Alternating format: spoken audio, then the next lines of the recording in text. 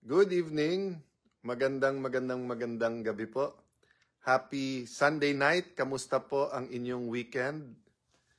Every weekend po, I really hope that those who have time po, di ba, will really actually make time, di ba? Make time to be with God. If you have time and the opportunity, of course, to be physically present sa isang church, iba pa rin po talaga kasi yung community eh. Kasi ang church po ay isang community, isa kayong body, isang body, di ba? At ang church po ay hindi lang yung physical building.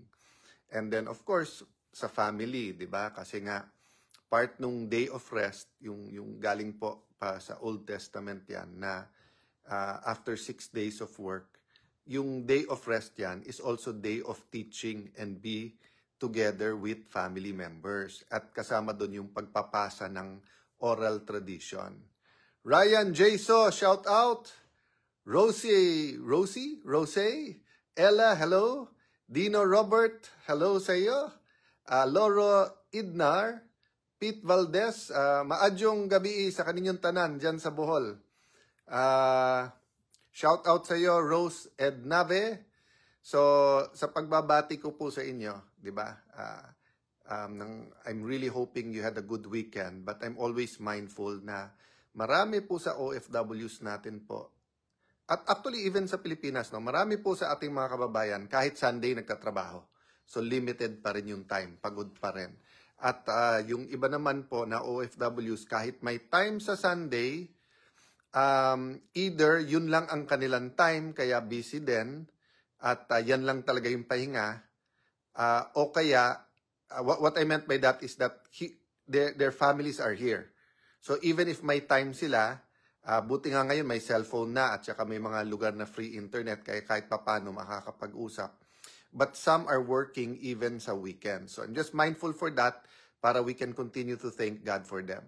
So as usual, we start by asking each other, saan tayo nagpapasalamat sa Panginoon, di ba? Rick Fernandez, shalom. Shalom, yan. So mga nasa Israel nating kababayan, magandang araw sa inyo. Mga kababayan natin nasa Kingdom of Saudi Arabia, nasa Brunei, nasa Dubai, sa Qatar, sa Kuwait. Ito, si Tong TV Vlog, nasa Kingdom of Saudi Arabia. So assalamualaikum sa mga kapatid natin, Luzon, Visayas at Mindanao, no? Of course, bago mag 12 o'clock sa World Teachers Day, gusto ko lang acknowledge lahat po ng teachers. Lahat po tayo ay produkto ng sino man naging teachers natin. Yung professional teachers, ibig sabihin po yung sa kindergarten, sa elementary, high school, yung mga nag-college, yung mga nag-TESDA or technical education. But syempre din po, yung iba naging teacher nila, yung pare, yung imam, yung pastor, ministro nila, naging teacher nila, kuya o ate nila. So kami, produkto din po kami ng mga teachers kasi ang aking pong lola, si Juliana Cabrera Luna, ay isa pong public school teacher her whole life. Ang aking pong mother, si Sandra or Sandy Shram Cayetano, ay isa naman pong school directress, art teacher. May master's degree po siya sa pagtuturo at siya po ay teacher din po. Mocha Uson, how are you, Mocha? Magandang gabi. Happy weekend sa inyo. Rosita Cangrejo, Aida. Yan. So guys, ang dami nagtatanong, may mangyayari ba bukas sa Senate? Dahil sa Monday. Okay. Parating may nangyayari sa Senate. Pero bukas po, kung tinatanong nyo yung sesyon, wala po kaming sesyon. Kaya maraming medyo natatawa ko yung mga grupo na ayaw sa atin, sa grupo natin. Panay post, be alert, pigilan natin, mag-ano tayo dito. Kaya sa Monday, may balak po sila. Wala po kaming sesyon, naka-adjourn po kami hanggang October 10. And then, may usapan na po kami sa October 10. Yun ang abangan nyo po, October 10. Bakit nyo abangan? May usapan po kami, hindi po ako si Cheese. Lilinawin ko, ayan, si Mocha nakikinig. Almost 1,000 na tayong nakikinig. Ayan, Mila Vinegro. Brother Romel, nasa Kingdom of Saudi Arabia, God bless you. Thank you po sa covering us with prayer. So, I was in the middle of saying sa October 10, doon kami may sesyon. At may usapan na kami ni Senator Cheese. Si Senator Cheese ang usapan namin, hindi ako. So, lilinawin ko ha. Lilinawin ko. Ang usapan namin, si Senator Cheese ang magse-celebrate ng kanyang birthday sa October 10. Kasi birthday niya October 10. Ako po, end of the month pa. Kayo naman kasi ang dami niyong iniisip eh. Sunday, family time, time sa community niyo. O, pati asawa ko po to napaal. Akala niya may ina-announce ako. Hindi po. Yun nga sinasabi ko na steady lang po. Whatever will be, will be. Let's walk by faith and not by sight. Diba? So yes, grabe po ang fear, ang anger, confusion, pero grabe din po ang pagmamahal. So, ano ba yung hierarchy sa Bible? Una, mahalin ng Diyos. So, lahat tayo, kapwa-tao, lahat tayo creation ng Panginoon. Anuman religion natin, anuman edad natin, anuman ang political color natin. Di ba? So, una, mahalin natin Diyos. Pangalawa, sabi ng Diyos, kung paano tayo mahalin natin yung isa't isa. So, hirap po, mahirap. Pag nagbabasa ka nagbabash sa'yo, paano mo mamahalin yun? Pero yun ang utos ng Diyos. Diba? So, especially po, pagka may weekend, may time off, let's talk, let's have a conversation. Actually, yun ang topic ko ngayon. So, but tapusin muna natin ha. Let's praise God for weekends. Let's praise God for family. Praise God sa lahat ng mga churches, diba? Sa mga lahat ng mga gawain. Of course, let's praise God sa lahat ng tumutulong po sa Masbate, sa parts po ng Mindoro, parts po ng Samar. Of course po, yung mga kababayan natin na tulong ng tulong sa Cebu. Shout out po sa lahat ng mga rescue, mga doktor po, mga nasa medical profession na nagtabang o nagtulong-tulong, di ba? So, yes, totoo po na, in action ang politika, but napakarami din nangangailangan. May malaking sunog. Nabasa ko a few days ago sa Davao and then sa CDO. So, there's so much we can do to help each other. Having said that, we have to multitask, di ba? So, marami tayong pag-uusapan this week, pero wag nyo na abangan yung may mangyayari. Basta't ipag-pray nyo parate, simple lang. Lord, put us where you want us and make sure we do what you want us to do. Di ba?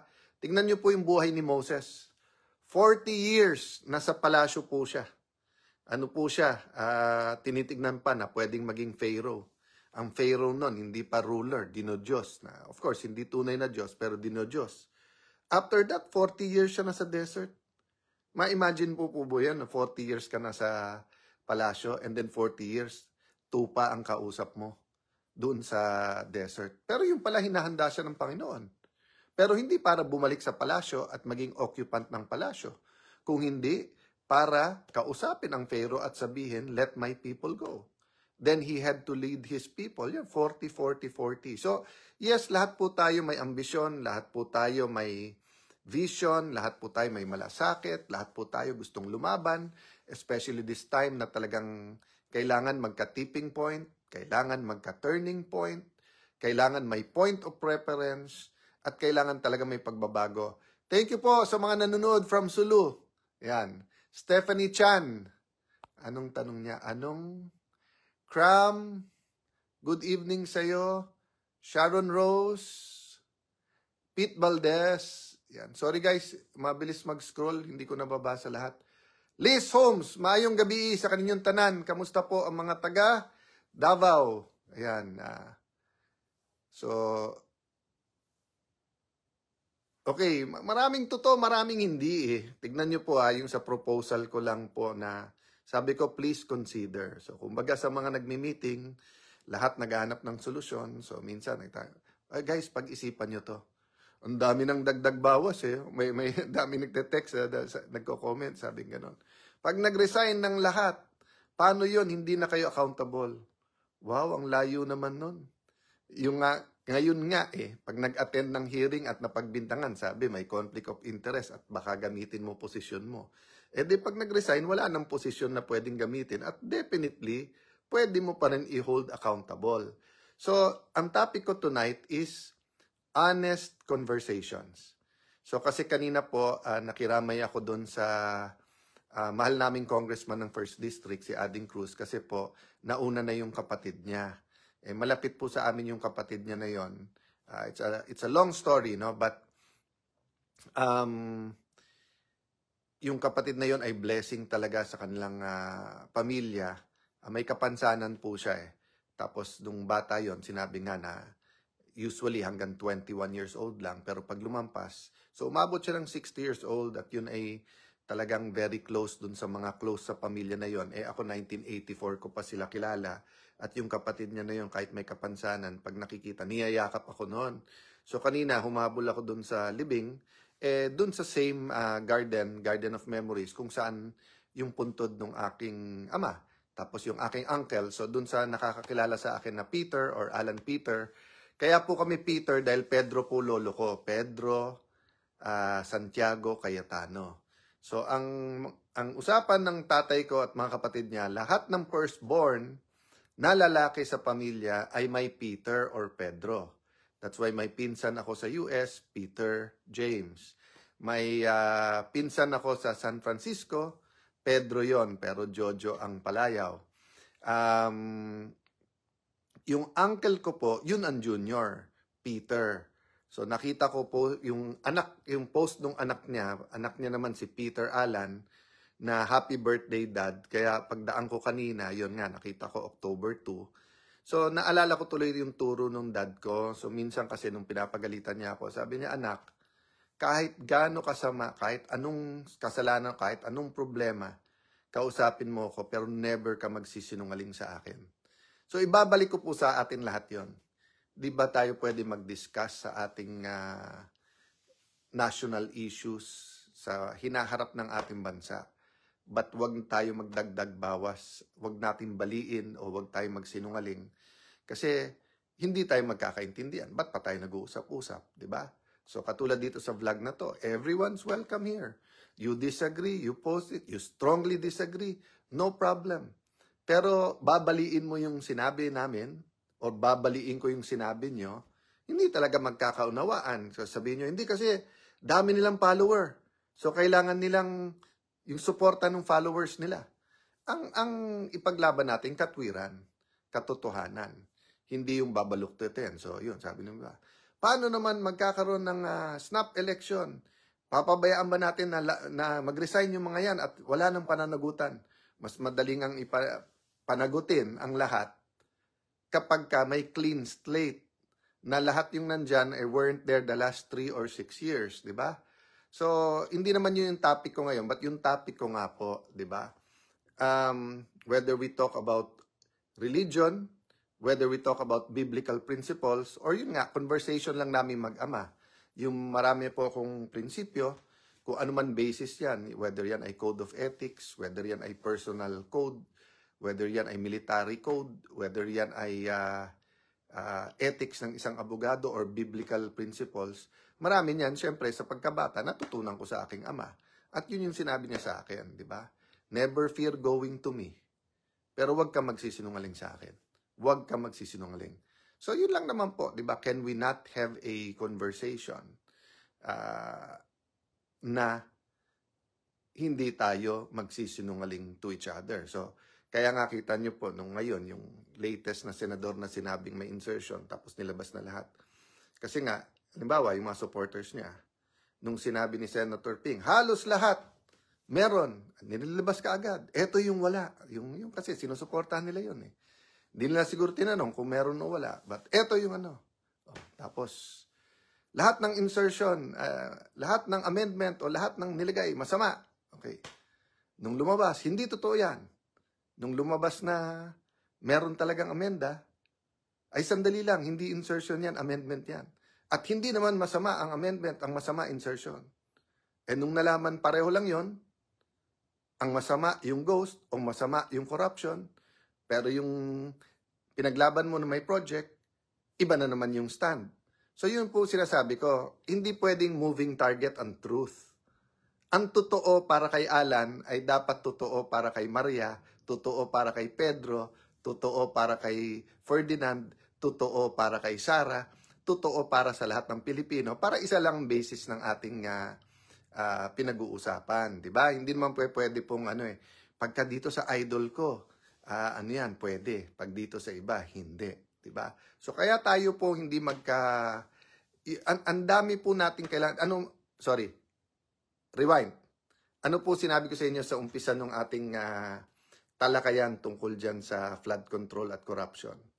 Sabi ko, dahil bilyon-bilyon to, trillion nga billion, tens of billions, hundreds of billions.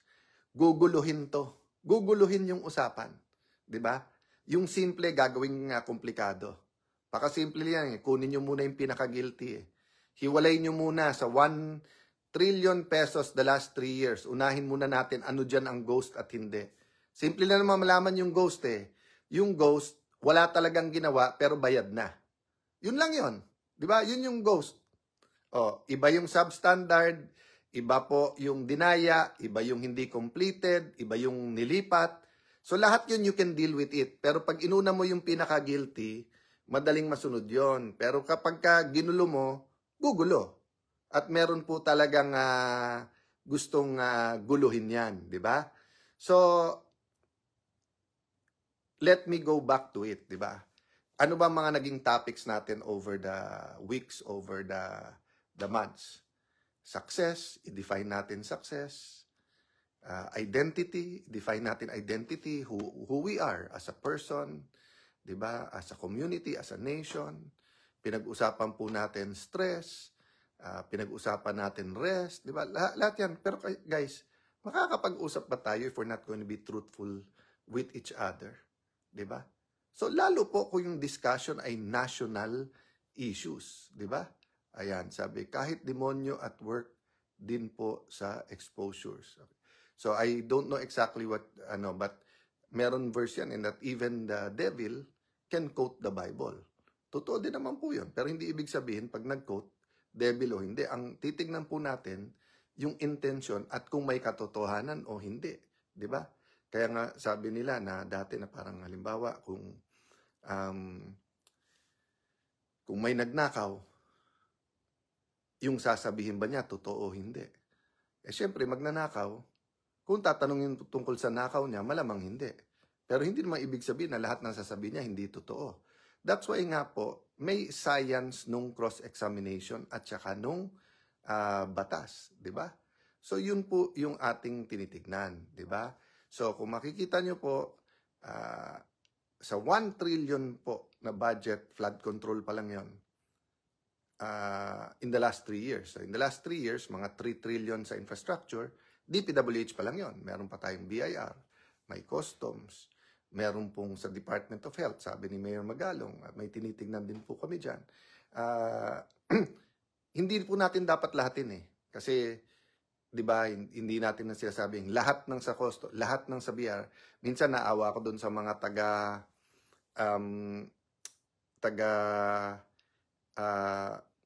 yung sa airport, di ba, pagka nandun sa immigration, kasi pag may issue, minsan nalalahat. Nung nasa DFA ako, we work closely with them for many issues, national security, sa mga foreigners, yung human trafficking. So there's a lot of good people, di ba, whether that's customs o ganyan. Kaya lang nga, pagka hindi na-expose ka agad, gumugulo. So that's what I'm saying. We have to have an honest and to goodness conversation with everyone. Those who joined us lang ngayon, yung tinatanong pa, may mangyayari ba bukas? Wala po kaming session bukas kasi po kami. So October 10 pa ho. At October 10 ho, birthday ni Cheese. Yon. So binibiro ko lang ho kanina yung sinasabi ko kasi ko ng asawa ko kung ano sinasabi ko. Sinasabi ko, hindi ako ang may birthday sa October 10. Pareho kaming October ang birthday. Ako po end of the month pa, 'di ba? Okay, so Atelia Pelaez. Cathy De Villiers, how are you? Good evening. Shout out sa ating mga kabataan sa buong Taguig at buong Pilipinas. Archie Ang, good evening sa iyo. Yan. So, we're watching from Finland. Yan, si Winshoni Palomaria. Ganda daw dyan sa inyo. I think I've never been. Diba? Ang yaman ng Pilipinas pero di ramdam ng Pilipino. Nili Bates, thank you very much. Alam niyo po, may nagpre-pray sa amin, American pastor. Sabi nga niya, ang nakita niya isang bowl, pero butas-butas. At nakikita niya ang nilalagay sa bowl or laman ng bowl, parang liquid gold or parang oil, ibig sabihin kayamanan. February niya po sinabi to ha. Pero sabi niya, butas-butas. At ang problema, ang bumutas, yung dapat nagbabantay, yung dapat namamahala, nagmamanage dun sa bowl na yon. So sabi niya, dahil dun, may gagawin ang Diyos. Pero wag mangamba kasi kasama sa pag-uusig, yung revival. Diba? February sinabi sa amin yon. So, there's great opportunity dun sa gulong nangyayari sa atin. Opportunity for a turning point, opportunity for repentance, opportunity not only for reform but renewal, yung sistema natin, yung kultura maayos. So, good evening everyone. Kahit napakarami tayo ngayon, good morning na pala, no? So, prayers of blessings this week na parati tayong mag-submit na kung ano will ng Panginoon. Gusto ko lang din pong hingin dun sa mga kasama natin ngayon kung meron pong parati yan po sa mga inner circles natin, there's someone hurting, di ba? Whether it's because of physical relation, whether it's because may sakit, whether it's because of job o financial, or may maling ginawa na gustong itama, di ba? So, pag-pray po natin parati and let's always be a person willing to listen to the other. Siguro dudugtong ko yun, di ba? Sabi ko kanina, we can have a conversation, pero kailangan honest. Kasunod sa honest, kailangan naman hindi iisa lang nagsasalita. Kailangan we listen to each other. Sabi ni Nili Bates, ang yaman pala ng Pinas, pero di ramdam ng Pilipino. I agree po, I agree. Ang masakit din po ramdam nung ilan, iilan, pero marami hindi. At dun sa ilan, yung iba naman, hard work talaga. Pero yung iba, kung saan talaga nanggaling. Shout out, Odi Katienza at mga kasama sa Japan. Yan. Ruel Odvina. So, good evening. Please, continue to focus prayers, continue na tutukan ang mga event sa ating bansa kasi malaking opportunity to sa tunay na pagbabago. God bless you. Good night po sa inyong lahat.